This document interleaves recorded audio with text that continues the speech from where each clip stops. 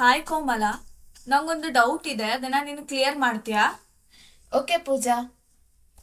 ನನಗೆ M D M ಕ್ಯಾಲ್ಕುಲೇಟರಲ್ಲಿ ಹೇಗೆ ಸ್ಟಾಕ್ನ ಆ್ಯಡ್ ಮಾಡಬೇಕು ಅಂತ ಗೊತ್ತಾಗ್ತಾ ಇಲ್ಲ. ಪ್ಲೀಸ್ ನಂಗೆ ಹೇಳ್ಕೊಡು. ಓಕೆ ಪೂಜಾ, ನಿಮಗೆ ನಾನು ಇವತ್ತು ಹೇಳ್ಕೊಡ್ತೀನಿ ಎಮ್ ಡಿ ಎಮ್ ಕ್ಯಾಲ್ಕುಲೇಟರಲ್ಲಿ ಹೇಗೆ ಸ್ಟಾಕ್ನ ಆ್ಯಡ್ ಮಾಡಬೇಕು ಅಂತ. ಓಕೆ. ಇವಾಗ ನೀನು ಎಮ್ ಡಿ ಎಮ್ ಕ್ಯಾಲ್ಕುಲೇಟರ್ಗೆ ಲಾಗಿನ್ ಆಗಿದೆಯಾ. ಲಾಗಿನ್ ಆದಮೇಲೆ ನಿನಗೆ ಡ್ಯಾಶ್ ಬೋರ್ಡ್ ಅಂತ ಫಸ್ಟ್ ಬರುತ್ತೆ. ಈಗ ಲೆಫ್ಟ್ ಸೈಡಲ್ಲಿ ನಿಮಗೆ ಸುಮಾರು ಆಪ್ಷನ್ಸ್ ಇರುತ್ತೆ. ಆವಾಗ ನೀನು ಏನು ಮಾಡಬೇಕು ಗೊತ್ತಾ, ಸ್ಟಾಕ್ ಅನ್ನೋ ಆಪ್ಷನ್ ಮೇಲೆ ಕ್ಲಿಕ್ ಮಾಡು. ಕ್ಲಿಕ್ ಮಾಡಿದೆ ಕೋಮಲ.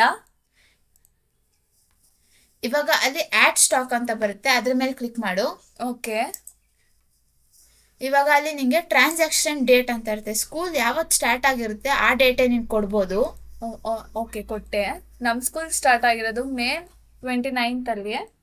ಓಕೆ, ಇವಾಗ ನೀನು ಸ್ಟಾಕ್ನ ಗೌರ್ಮೆಂಟಿಂದ ರಿಸೀವ್ ಮಾಡ್ತಿದ್ಯಾ, ಬೇರೆ ಸ್ಕೂಲಿಂದ ರಿಸೀವ್ ಮಾಡ್ತಿದ್ಯಾ, ಪರ್ಚೇಸ್ ಮಾಡ್ತಿದ್ಯಾ, ಇಲ್ಲ ಡೊನೇಷನ್ ಕೊಡ್ತಿದ್ದಾರಾ, ಆ ಥರ ಸುಮಾರು ಆಪ್ಷನ್ಸ್ಗಳಿರುತ್ತೆ. ಸೊ ನೀನು ಗೌರ್ಮೆಂಟಿಂದ ರಿಸೀವ್ ಮಾಡ್ತಾರೆ ಅಂದರೆ ರಿಸೀವ್ ಫ್ರಮ್ ಗೌರ್ಮೆಂಟ್ ಅಂತ ಕೊಡು.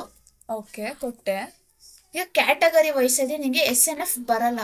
ಯಾಕಂದರೆ ಎಸ್ ಎನ್ ಎಫ್ ಯಾಕೆ ಬರಲ್ಲ ಅಂದರೆ ನೀನು ಪರ್ಚೇಸ್ ಮಾಡ್ತಿದ್ಯಾ, ಗೌರ್ಮೆಂಟಿಂದ ನಿಂಗೆ ಸಿಗಲ್ಲ. ಸೊ ಮಿಲ್ಕ್ ಮತ್ತು ಮೀಲ್ಸ್ ಮಾತ್ರ ನಿನಗೆ ಸಿಗೋದು. ಸೊ ಮೀಲ್ಸಲ್ಲಿ ಮೀಲ್ಸ್ ಅಂತ ಸೆಲೆಕ್ಟ್ ಮಾಡ್ಕೊಂಡೆ. ಈಗ ಐಟಮ್ ಅನ್ನೋ ಆಪ್ಷನ್ ಮೇಲೆ ಕ್ಲಿಕ್ ಮಾಡು. ಓಕೆ. ಅವಾಗ ರೈಸ್ ಅಂತ ಒಂದು ಆಪ್ಷನ್ ಮೇಲೆ ಕ್ಲಿಕ್ ಮಾಡಿದಾಗ ಕ್ಲಾಸ್ 1 to 5 ಈಗ ಕ್ವಾಂಟಿಟಿನ ನೀನು ಕೆ ಜಿ ಲೆಕ್ಕದಲ್ಲಿ ಎಂಟ್ರಿ ಮಾಡಬೇಕು.